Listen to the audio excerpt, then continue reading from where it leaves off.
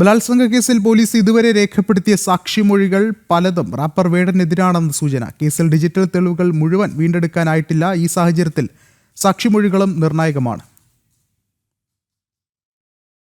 യുവ ഡോക്ടറെ ബലാത്സംഗം ചെയ്ത കേസിൽ വേടൻ എന്ന ഹിരൺദാസ് മുരളി ഒളിവിൽ തുടരുമ്പോൾ പോലീസിന് ലഭിച്ച സാക്ഷിമൊഴികളും വേടനെതിരാണ്. യുവ ഡോക്ടറുടെ മൊഴികളുടെ അടിസ്ഥാനത്തിലാണ് പോലീസ് സാക്ഷികളുടെ വിവരങ്ങൾ ശേഖരിച്ചതും ഇവരുടെ മൊഴികൾ രേഖപ്പെടുത്തി വരുന്നതും. 2021 ഓഗസ്റ്റ് മാസത്തിലൊരു ദിവസമാണ് കോഴിക്കോട് കോവൂരുള്ള അപ്പാർട്ട്മെന്റിൽ വെച്ച് യുവ ഡോക്ടർ ആദ്യം ബലാത്സംഗത്തിനിരയായത്. 2021 ഓഗസ്റ്റ് മാസം മുതൽ 2023 മാർച്ച് വരെ പലതവണ ലൈംഗിക ചൂഷണം നടന്നിരുന്നു. ഈ കാലഘട്ടങ്ങളിൽ വേടൻ യുവതി താമസിച്ചിരുന്ന സ്ഥലങ്ങളിൽ വന്നത് കണ്ടിട്ടുള്ളവരും വേടന്റെയും യുവ ഡോക്ടറുടെയും ചില സുഹൃത്തുക്കളും സാക്ഷിപ്പട്ടികയിലുണ്ട്. ഇവരിൽ പലരുടെയും മൊഴികൾ വേടൻ എന്ന ഹിരൺദാസ് മുരളിക്ക് എതിരാണെന്നാണ് സൂചന. വേടൻ യുവതിയെ ഭീഷണിപ്പെടുത്തിയതിനും വേടന്റെ ചില സുഹൃത്തുക്കൾ സാക്ഷികളായിരുന്നു. സാക്ഷിമൊഴികൾ മുഴുവനായും രേഖപ്പെടുത്തിയ ശേഷം വേടനെതിരായ തുടർ നടപടികൾ ശക്തമാക്കുമെന്നായിരുന്നു പോലീസ് അറിയിച്ചത്. ഇതിനൊപ്പം കേസിൽ കാര്യമായ ഡീറ്റെയിൽ തെളിവുകൾ കണ്ടെത്താൻ പോലീസിന് ഇതുവരെ കഴിഞ്ഞിട്ടില്ല. വേടന്റെ ഫോൺ ഉൾപ്പെടെ സൈബർ ഫോറൻസിക് പരിശോധനകൾക്ക് വിധേയമാക്കേണ്ടതുണ്ട്. ശാസ്ത്രീയ തെളിവുകൾ എത്രമാത്രം ശേഖരിക്കാൻ കഴിയുമെന്നതും കേസിൽ പ്രധാനമാണ്. വേടൻ കേരളം വിട്ടിട്ടില്ലെന്ന് പോലീസ് ആവർത്തിക്കുന്നതിനിടെ വേടൻ സംസ്ഥാനം വിട്ടതായുള്ള വിവരങ്ങളാണ് പുറത്തുവരുന്നത്.